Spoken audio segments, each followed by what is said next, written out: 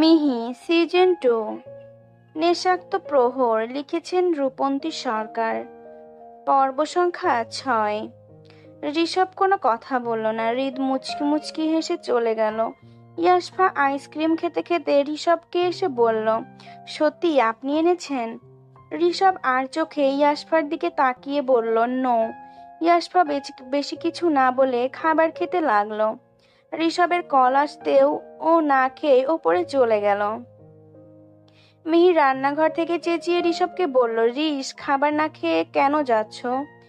ঋষভ মিহির দিকে তাকিয়ে বলল, খাবার রুমে দিয়ে যাও। মিহি ঋষভের খাবার ওর রুমে পাঠিয়ে দিল। আরাধ্যা মেয়েটা অনেকদিন আগেই চলে গেছে। চোখের সামনে ঋষভকে অন্য একটা মেয়ের সাথে মেনে নিতে পারছিল না। মিহি যেতে বারণ করেছিল, কিন্তু আরাধ্যা শোনেনি। এইদিকে হৃদ ইয়াশফাকে স্কুলে রাখতে গেছে। মিহি কাপড় পরিষ্কার করতে গিয়ে ওর চোখ গেল ওয়াশিং মেশিনের নিচে একটা সাদা রঙের কাপড়ের দিকে। মিহি কৌতূহলবশত কাপড়টা ওয়াশিং মেশিনের নিচ থেকে বের করে আনলো। বের করার পর ও যেটা দেখলো তাতে রীতিমতো ওর হাত পা কাঁপছে।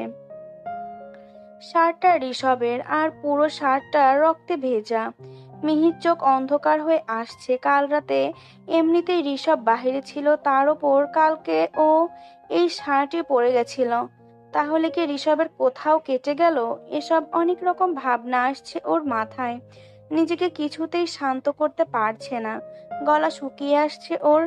ঋষভকে নিয়ে ওর অনেক ভয়। মিহি দৌড়ে গেল ঋষভের ঘরে। গিয়ে দেখলো ঋষভ নেই। মিহি অবাক হলো। সকালে যেভাবে খাবারগুলো দেওয়া হয়েছিল সেভাবেই পড়ে আছে। মিহির রাগে দুঃখে কান্না পাচ্ছে। মিহি ঋষভকে কল দিল। কলটা রিসিভ হলো না। পরপর কয়েকবার কল দেওয়ার ঋষভ কল রিসিভ করলো। মিহি ধারালো কণ্ঠে বলল, কই আছো তুমি? ঋষভ ঠান্ডা গলায় বলল, কাজে। মিহি গম্ভীরভাবে প্রশ্ন করলো, কি কাজে? এত কিসের কাজ তোমার?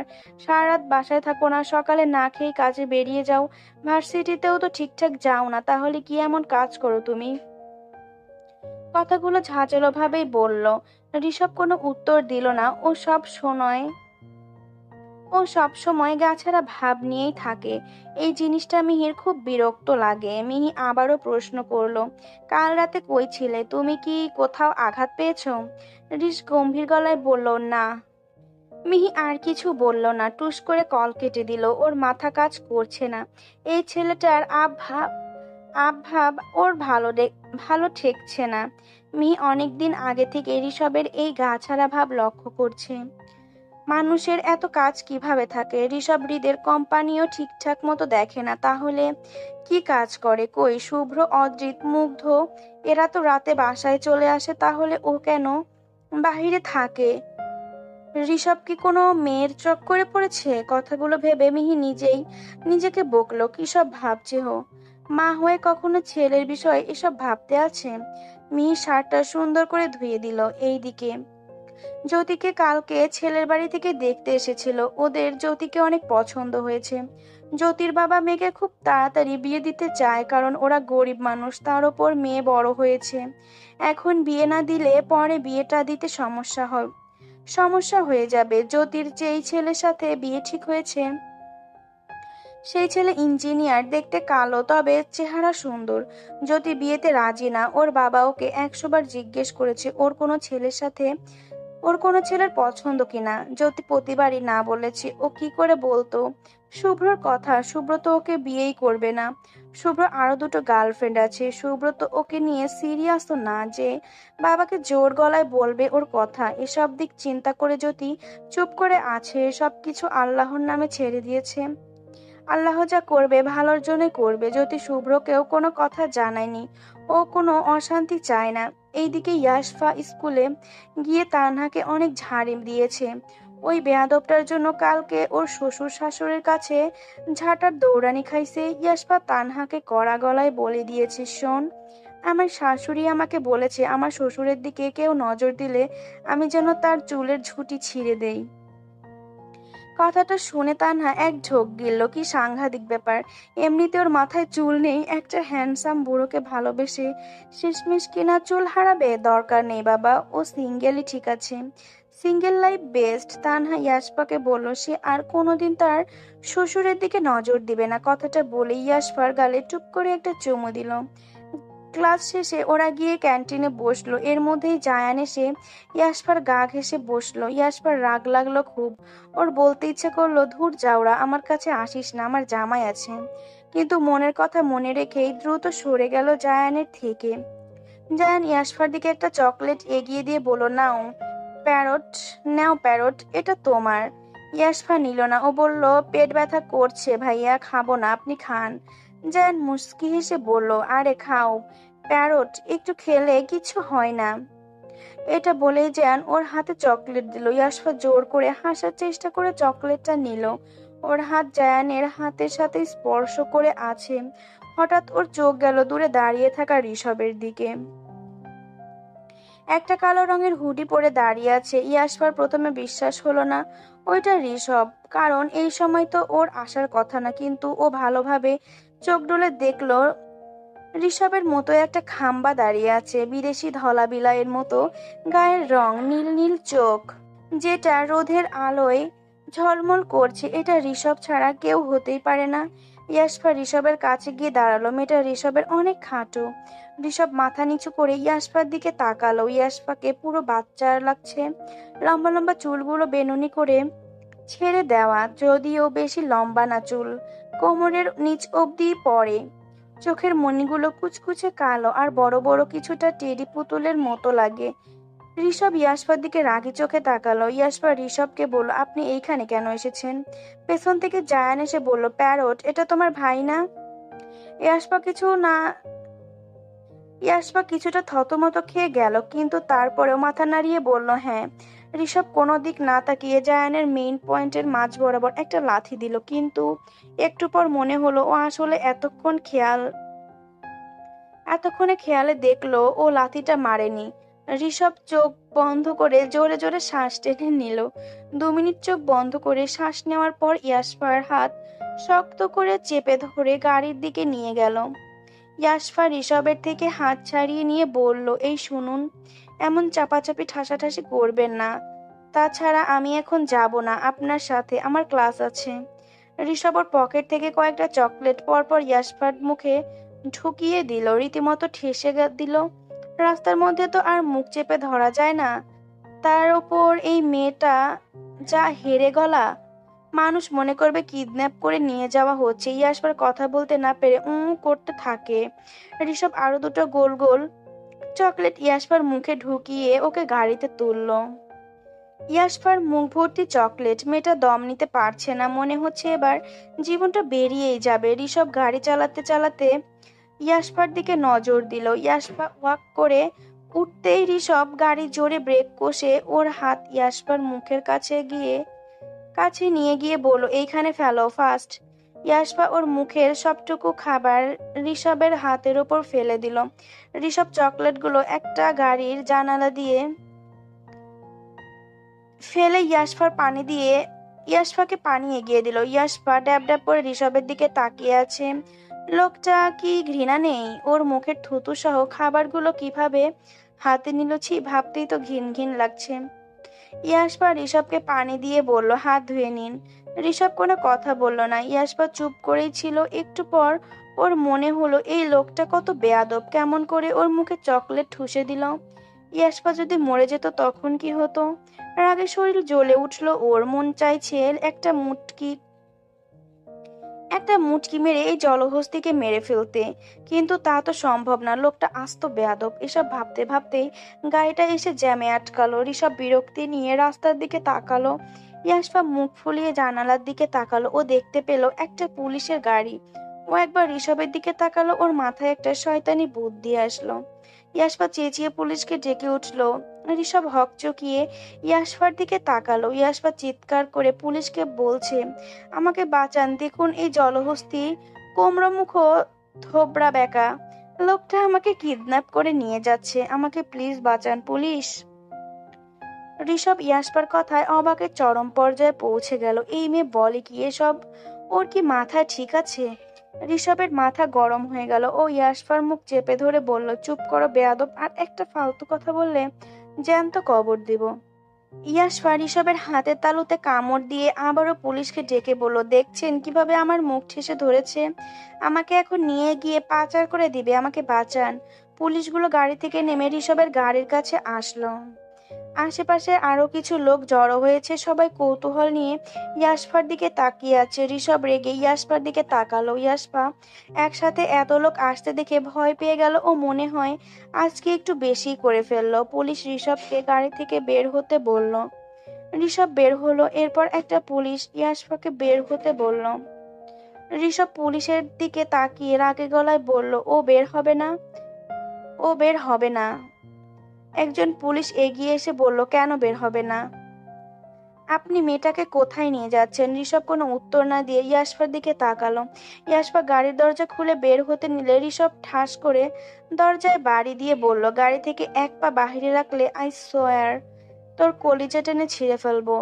ইয়াশফা বের হলো না। পুলিশ ঋষভকে বলল, আপনার এত বড় সাহস, আপনি আমাদের সামনে ওকে ধমকাচ্ছেন? কে হয় উনি আপনার? আপনি কোথায় নিয়ে যাচ্ছেন ওনাকে? ঋষভ রেগে পুলিশকে বলল, আপনার কাছে জবাবদিহি করতে হবে। পুলিশ ঋষভের দিকে তাকিয়ে বলল, অবশ্যই করতে হবে। মেয়েটাকে ভালোই ভালোই ছেড়ে দিন। আর আপনার নাম কি, বাসা কোথায়? ঋষভ আশেপাশে মানুষের দিকে তাকালো। ওরা অধীর আগ্রহ নিয়ে তামাশা দেখছে, মনে হচ্ছে রাস্তায় সিনেমা চলছে। জ্যাম অনেক আগেই ছেড়ে গেছে, তবে পুলিশ রাস্তা আটকানোর কারণে আবারও জ্যাম লেগে গেছে। পুলিশ ইয়াশফাকে বলল, মা বের হয়ে আসো, ও কিভাবে তোমাকে নিয়ে যায় আমিও দেখব। ইয়াশফা ঋষভের দিকে তাকালো। ঋষভ সাইডে তাকিয়ে জোরে জোরে শ্বাস নিচ্ছে। ইয়াশফা বলল, আমি ওনাকে চিনি আঙ্কেল। পুলিশ ইয়াশফার দিকে তাকিয়ে বলল, চিনো? এটা আগে বললেই তো হয়, অযথা আমাদের সময় কেন নষ্ট করলা? আর এটা তোমার ভাইয়া হয়? ইয়াশফা মাথা নামিয়ে নিল। পুলিশ ঋষভের উদ্দেশ্যে বলল, এটা যে তোমার বোন হয় আগে বললেই হতো। ঋষভ এমনিতেই রেগে বোম হয়েছিল। পুলিশের কথা শুনে জনগণের সামনে চিৎকার করে বলল, বোন না, বউ হয় আমার, ও আমার বউ, শুনতে পেয়েছেন? কানে ঢুকিয়ে নিন। ঋষভ রাস্তায় ভিড় করে দাঁড়িয়ে থাকা লোকদের উদ্দেশ্যে বলল, আপনাদের তামাশা দেখা শেষ হলে এখন যান। পুলিশটা মুখ চুপ হয়ে গেল। উনি ইয়াশফার দিকে তাকিয়ে বলল, এতটুকু বউ আপনার? আপনি কি বাল্য বিবাহ করেছেন? ঋষভ কটমট করে পুলিশের দিকে তাকাতেই উনি চলে গেল। ঋষভ গাড়িতে উঠে ইয়াশফার গালে ঠাস ঠাস করে থাপ্পড় বসালো। ইয়াশফা থাপ্পড় খেয়ে চুপ হয়ে আছে, মুখ দিয়ে কথা বের হচ্ছে না। অন্য সময় হলে হয়তো ও দুই ও দুই চারটা পাল্টা জবাব দিত। ঋষভ জোরে জোরে গাড়ি চালিয়ে বাড়িতে আসলো। ইয়াশফার হাত ধরে টেনে গাড়িতে থেকে নামালো। এরপর হিড় হিড় করে টানতে টানতে হৃদের সামনে গিয়ে ফেলে দিল। হৃদের সামনেও ঠাস ঠাস করে থাপ্পড় দিয়ে হৃদকে বলল, তোমার গুণধর বৌমা, উফ সরি, তোমার গুণধর অ্যাটম বোম কি করেছে শোনো ওর থেকে। ইয়াশফা গালে হাত দিয়ে অবাক হয়ে তাকিয়ে আছে। গাল দিয়ে গরম ধোঁয়া বের হচ্ছে মনে হয়। এটা তো কথা ছিল না, গাড়িতে তো দুটো থাপ্পড় দিলই, তাহলে এখন কেন থাপ্পড় মারলো? হৃদ ইয়াশফাকে এক হাতে জড়িয়ে নিয়ে বলল, তুমি আমার মেয়েকে মারলা কেন, কোন সাহসে? ঋষভ ইয়াশফার দিকে রাগী চোখে তাকিয়ে বলল, ওর থেকে শোনো, ওকে কেন মারলাম? হৃদ ইয়াশফাকে জিজ্ঞেস করতে ইয়াশফা বলে দিল। হৃদ ঋষভের দিকে তাকিয়ে বলল, তুমি ধামড়া হয়ে আমার কথা শোনো না, আরো বাচ্চা মেয়ে, একটু কথা না শুনলেই তুমি মারবা? ও মজা করে এমন করেছে, তুমি ওকে মারলা কেন? কোন সাহসে মারলা সেটা বলো। ঋষভ ওর বাবার কথায় অবাক হচ্ছে। এটা কি করে ওর বাবা হলো? এটা ওর বাবা নাকি শত্রু? ওর বউটাকে ওর বাবাই নষ্ট করছে। ঋষভ কিছু বলল না। ইয়াশফা চুপ করে দাঁড়িয়ে আছে। থাপ্পড়গুলো বেশ জোরেই লেগেছে। মিহি এতক্ষণে চুপ করে দাঁড়িয়েছিল। মিহি এসে ইয়াশফাকে বলল, আজকে যেটা করেছো একদম ঠিক করনি। তোমার এমনটা করা একদম উচিত হয়নি। তুমি জানো এর থেকে কত ঝামেলা হতে পারতো। এরপর থেকে এমন মজা করো না, যেন না হয়। এরপর থেকে এমন মজা যেন না করা হয়। ইয়াশফা কোনো কথার উত্তর দিল না। ঋষভ ঘরে চলে গেল। হৃদ ইয়াশফার মাথায় হাত বুলিয়ে দিয়ে বলল, মা ঘরে যাও, আমি রাতে আসার সময় আইসক্রিম নিয়ে আসবো, ঠিক আছে? ইয়াশফা ঘরে চলে গেল। একভাবে বসে থাকে একভাবে বসে আছে, কান্নাও পাচ্ছে না। ওর মনে হলো একটু ফ্রেশ হওয়া দরকার। ও শাওয়ার নিতে চলে গেল। প্রায় 1 ঘন্টা ধরে শাওয়ার নিল। টাওয়েল দিয়ে কোনো রকম চুল মুছে টাওয়েল সোফার ওপর ফিকা মেরে ধপ করে বিছানায় শুয়ে পড়ল। চুল থেকে টপ টপ করে জল পড়ছে, ভীষণ মাথা ব্যথা করছে, ঘুম ঘুমও পাচ্ছে। এদিক ওদিক তাকিয়ে ঘুমিয়ে পড়লো। এইদিকে অনেকক্ষণ হয়ে গেল, ইয়াসফা নিচে নামেনি, খাবার খেতেও নামেনি। মিহি ভাবলো ইয়াসফা হয়তো মন খারাপ করেছে, তাই নিজেই খাবার সাজিয়ে ইয়াসফা রুমে নিয়ে গেল। রুমের দরজাটা ভেরানো। মিহি গিয়ে দেখলো ইয়াসফা ঘুমিয়ে আছে। খাবার টেবিলের ওপর রেখে ইয়াসফার মাথার কাছে বসলো, গায়ে হাত দিয়ে বুঝলো গায়ে জ্বর এসেছে। মাথার চুলও ভেজা। অসময়ে শাওয়ার নিয়ে এমন হলো নাকি? রিসের থাপ্পড় খেয়ে এমন জ্বর আসলো, কিছুই বুঝলো না।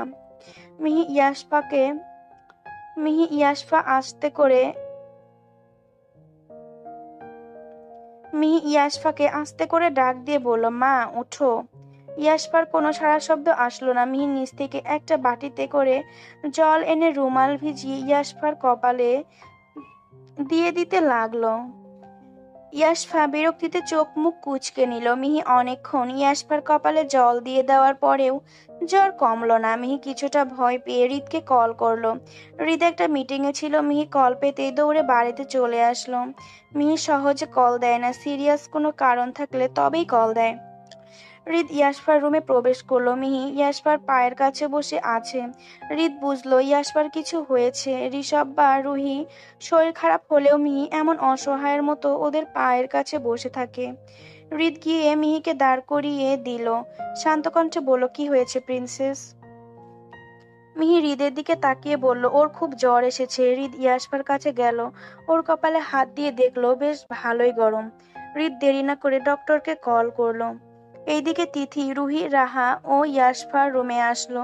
তিথি ছল ছল চোখে ইয়াসফার দিকে তাকিয়ে আছে। ইয়াসফা মেয়েটাকে তিথির কাছে খুব ভালো লাগে। চঞ্চল মেয়েটা হুট করে চুপ হয়ে গেলে কি ভালো লাগে? অন্যদিন স্কুল থেকে এসে লাফালাফি শুরু করে দেয়। রাহা গিয়ে ইয়াসফার পাশে বসলো, রুহিও এক পাশে বসলো। তিথি মিহির কাছে এসে বসলো। বাড়িতে মুখ ধোয়ার শুভ্র নেই। ঋষভও বাহিরে গেছে। হৃদ একবার ঋষভকে কল করে জানাতে চাইলো, কিন্তু পর মুহূর্তে ওর মনে পড়লো ঋষভ ইয়াসফাকে থাপ্পড় মারার কারণেই হয়তো ইয়াসফার জ্বর এসেছে। রাগে হৃদের মাথা গরম হয়ে গেল। ও ঠিক করলো ঋষকে ইয়াসফার ধারের কাছে আসতে দিবে না। একটা অমানুষ তৈরি করেছে। যেই পুরুষ বউকে মারে সেই পুরুষ একটা কাপুরুষ। হৃদ এমন পুরুষ পছন্দ করে না, কিন্তু ওর ছেলেই এমন তৈরি হয়েছে। হৃদ কোনোদিন মিহির গায়ে একটা ফুলের টোকাও দেয়নি, কখনো থাপ্পড় দেয়নি, কখনো তুই করে কথা বলেনি। অথচ ওর ছেলে হয়েছে এক নাম্বার অসভ্য। এর মধ্যে ডক্টর চলে আসে। ডক্টর ইয়াসফাকে চেক করে কিছু মেডিসিন লিখে দিল এবং বলল, অনেকক্ষণ ঠান্ডা পানিতে ভেজার কারণে এবং শরীর দুর্বলের কারণে জ্বর এসেছে। আমি কিছু মেডিসিন লিখে দিলাম, এগুলো সময় নিয়ে খাইয়ে দিবেন। যদি এরপরেও জ্বর না কমে তাহলে আমাকে জানাবেন। হৃদ ডাক্তারকে এগিয়ে দিয়ে আসলো। হৃদ গিয়ে ইয়াসফার মাথায় হাত বুলিয়ে সবার উদ্দেশ্যে বলল, তোমরা এখন যে যার ঘরে যাও, এইখানে ভিড় করে লাভ নেই, ও রেস্ট নিক। হৃদের কথায় সবাই চলে গেল, মিহি বাদে। হৃদ মিহিকেও যেতে বলল, কিন্তু মিহি কিছুতেই গেল না। রুহি বা ঋষের জ্বর আসলেও মিহিকে ওদের কাছ থেকে সরানো যায় না। হৃদ বুঝতে পারলো মিহি ওকে যতই শক্ত দেখাক, ও আসলে ইয়াসফাকে নিজের মেয়ের মতোই ভালোবাসে। এর মধ্যেই ইয়াসফা পিট করে চোখ খুললো। মিহি তাড়াহুড়ো করে ইয়াসফার কাছে গেল, ওর হাত ধরে বলল, মা কি খাবে তুমি? কি খেতে ইচ্ছে করছে? ইয়াসফা একটু থতমত খেয়ে গেল। ও আস্তে করে বলল, কিছু খাবো না আন্টি। হৃদ এসে ইয়াসফাকে বলল, কিছু না খেলে মেডিসিন খাবে কেমন করে, অ্যাটম বম? আর মেডিসিন না খেলে জ্বর সারবে কি করে? একটু খেয়ে নাও। ইয়াসফা নাক মুখ কুঁচকে বলল, এখন খাবো না। মিহি ঠান্ডা গলায় বলল, কিছুই খেতে ইচ্ছে করছে না? ইয়াসফা কিছুক্ষণ ভেবে বলল, আমি চালতার আচার খেতে চাই। মিহি অবাক হয়ে বলল, চালতার আচার? ইয়াসফা মিনমিন করে বলল, হৃদ একটু চিন্তায় পড়ে গেল। এত রাতে চালতার আচার কই পাওয়া যাবে?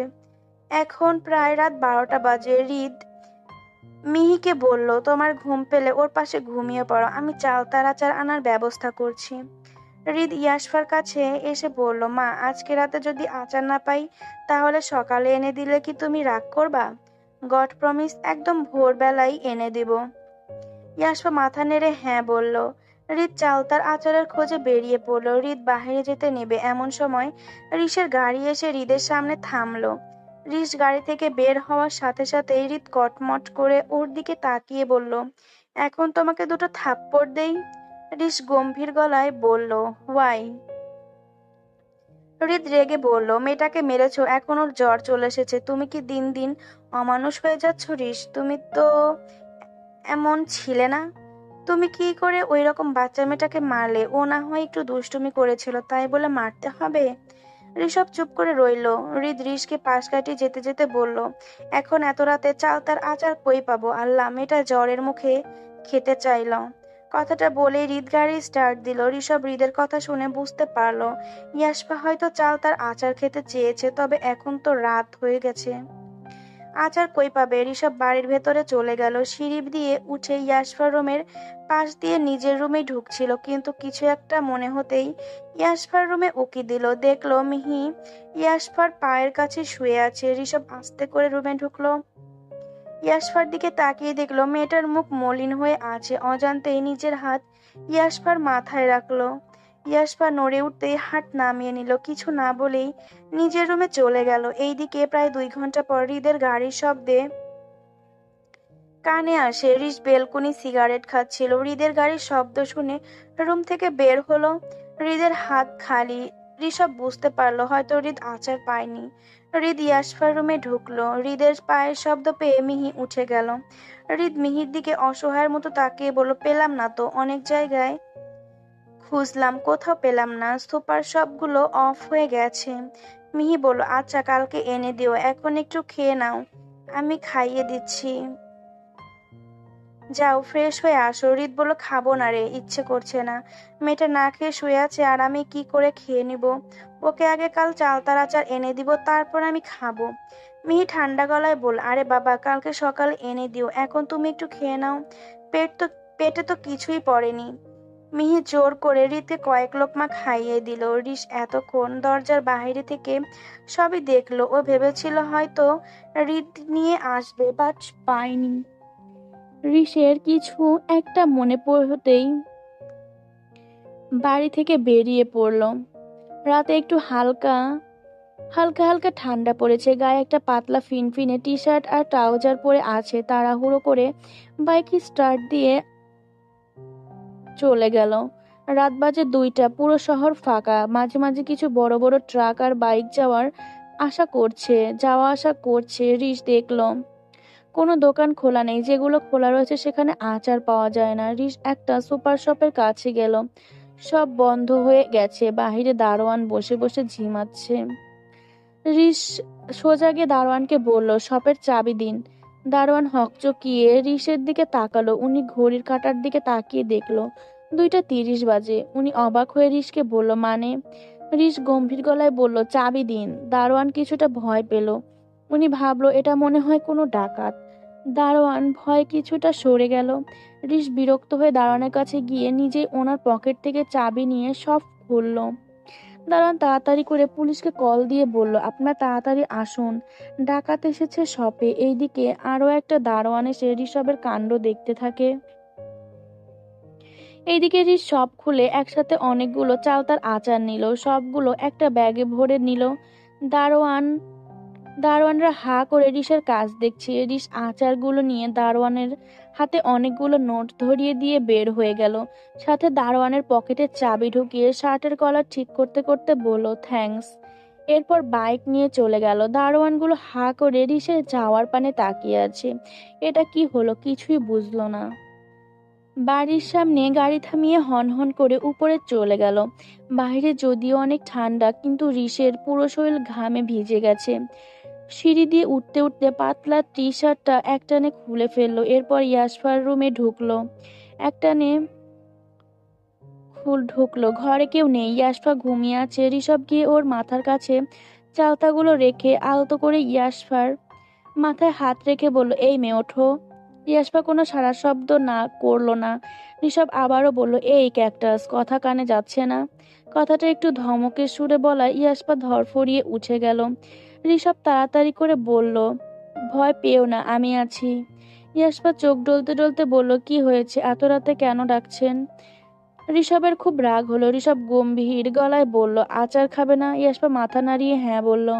ঋষভ আচারের প্যাকেটগুলো খুলে ইয়াসপার হাতে দিল।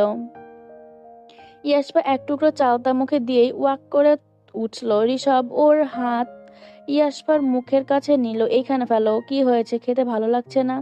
ইয়াসপা মাথা নাড়িয়ে বলল, না ভালো না এটা, আমি আমার বাড়ির গাছের চালতা খাবো। ঋষভ রাগী চোখে ইয়াসপার দিকে তাকালো। এই মেয়েকে কি করতে মন চাইবে? এত কষ্ট করে এত রাতে ডাকাতি করে আচার নিয়ে আসলো, অথচ এই মেয়ের নাকি এটা ভালো লাগছে না। এত রাতে ওই গ্রামে গিয়ে আচার আনা সম্ভব? রাত বাজে প্রায় 2:55। মেয়েটা ওকে জ্বালিয়ে খাচ্ছে। এসব ভাবতে ভাবতে ঋষের মনে হলো, এই মেয়ের জন্য ওর এতটা কিসের দরদ? ও পারবে না এসব করতে? এই মেয়ে কি ওকে চাকর পেয়েছে? ঋষভ ইয়াসপাকে বলল, আমি তোমার চাকর না, এটা খেলে খাও, না খেলে ঘুমিয়ে পড়ো। কথাটা বলেই হনহন করে চলে গেল। ইয়াসপা ঋষভের যাওয়ার দিকে তাকিয়ে আছে। ইয়াসপা কখন বলল ঋষভ ওর চাকর? ও শুধু বলেছে এ আচার ভালো না, ওর গাছের কাঁচা ওর গাছের কাঁচা চালটা ভালো। এই কথাটা বলাও কি দোষ? ইয়াসপা কি এই লোকটাকে বলেছিল আচার আনতে? ইয়াসপা মুখ ভার করে ঋষের আনা আচারগুলো খেতে লাগলো। এর মধ্যে দরজা খুলে মিহি রুমে আসলো। মিহির চোখে ঘুম নেই। একটু পর পর এসে ইয়াসপাকে দেখে যাচ্ছে। হৃদ মিহিকে ছাড়া ঘুমাতে পারে না, এই কারণে মিহি ওর রুমে চলে যাচ্ছে। না হলে ইয়াসপার কাছেই থাকতো। যদিও মিহি ইয়াসপার কাছে থাকলে হৃদ কিছুই বলবে না, কিন্তু তবুও মিহি থাকলো না। একবার নিজের রুমে যাচ্ছে, আরেকবার ইয়াসপার রুমে আসছে। বারবার এসে ইয়াসপার জ্বর চেক করে যাচ্ছে। মিহি এসে দেখে ইয়াসপা আচার খাচ্ছে। মিহি অবাক হলো, মেয়েটা এত রাতে আচার কই পেল? মিহি গিয়ে জিজ্ঞাসা করলো, তোমাকে কে আচার দিল মা? ইয়াসপা মিনমিন করে বলল, আপনার ছেলে এনে দিয়েছে। মিহি অবাকের চরম পর্যায়ে পৌঁছে গেল। এটা কিভাবে সম্ভব? মিহি কি স্বপ্ন দেখছে? মিহি নিজের হাতে নিজের একটা থাপ্পড় দিয়ে দেখলো যে না, এটা স্বপ্ন না, এটা তো বাস্তব। ঋষভের এই পরিবর্তন মেনে নিতে খুবই কষ্ট হচ্ছে। ঋষভ কি তাহলে ইয়াসপাকে মেনে নিল? হাজার প্রশ্নে ঘুরপাক খাচ্ছে মিহির মনে। মিহি ইয়াসপাকে বলল, কখন এনে দিল? ইয়াসপা আস্তে করে বলল, একটু আগে। মিহি মুচকি হেসে বলল, কেমন লাগছে খেতে? আর একটু ভাত মাখিয়ে এখন একটু ভাত মাখিয়ে খাইয়ে দেই। ইয়াসপা মুখ কালো করে বলল, এই আচারটা মজা না। আমি আমার বাড়ির গাছের চালতা আমি আমার বাড়ির গাছের কাঁচা চালতা খেতে চাই। মিহি ঠান্ডা গলায় বল, আচ্ছা, কালকে সকালে শুভ্র বা অদ্রিতকে দিয়ে আনাবো। ঠিক আছে মা, এখন একটু ভাত মাখিয়ে আনি, অল্প করে খেয়ে নাও। মিহির এত মায়া মিহির এত মায়া মাখা কণ্ঠ শুনে ইয়াসপা না করতে পারল না। ও জানে খেলে হয়তো বমি হয়ে যাবে, তারপরেও মিহিকে না করার সাহস হলো না। ও তো কখনো মায়ের আদর পায়নি, তাই মায়ের আদরের প্রতি ওর খুব লোভ। ইয়াসপা মাথা নাড়িয়ে বলল, আচ্ছা। মিহি ইয়াসপার মাথায় একটা হালকা চুমু দিয়ে খাবার আনতে গেল। এদিকে ঋষভ ইয়াসপার রুমে ওর বাইকের চাবিটা ফেলে গেছে, সেটাই নেওয়ার জন্য এসেছিল। এমন সময় মিহির মুখে শুনলো সকালে শুভ্র বা অদ্রিতকে ইয়াসপার গ্রামে পাঠাবে চালতা আনতে। কথাটা শুনে কেন জানি মেজাজ গরম হয়ে গেল। ওরা কেন যাবে? একটু পর ওর মনে হলো, শুভ্র আর অদ্রিত গেলে ওর কি? ওর তো কিছু যায় আসে না। ঋষভ রুমে ঢুকে দেখলো ইয়াসপা ওর দেওয়া আচারগুলো খাচ্ছে। ঋষভ টেবিলের ওপর থেকে বাইকের চাবি নিয়ে ইয়াসপার কাছে গিয়ে দাঁড়ালো। এরপর গম্ভীর গলায় বলল, এই আচার নাকি ভালো না, তাহলে খাচ্ছ কেন? দাও, খেতে হবে না। কথাটা বলেই ইয়াসপার মুখে হাত ঢুকিয়ে সব আচার বের করে নিল। এরপর হনহন করে রুম থেকে বের হয়ে গেল। ইয়াসপা মগার মতো ঋষভের যাওয়ার পানে চেয়ে রইল। একটু পর মিহি খাবার হাতে নিয়ে রুমে আসলো। ইয়াসপাকে হাঁ করে বসে থাকতে দেখে মিহি জিজ্ঞাসা করলো, কি হয়েছে মা? ইয়াসপা বলল, আচ্ছা আন্টি, জলহস্তিগুলো এত খারাপ কেন হয়? মিহি ইয়াসপার মিহি ইয়াসপার কথার মানে বুঝলো না। তারপরেও হালকা হেসে বলল, তাড়াতাড়ি খেয়ে নাও, না হলে জলহস্তির কাছে পাঠিয়ে দেব। ইয়াসপা একটা ঢোক গিল। দরকার পড়লে সারা রাত খাবে, তবুও এইরকম জলহস্তির কাছে যাবে না। মিহি বড় বড় লোকমা ইয়াসপার মুখে দিল। ইয়াসপা খাবার মুখে নিয়ে বসে আছে। মনে হচ্ছে দিন দুনিয়ার সব কিছু ভুলে গেছে।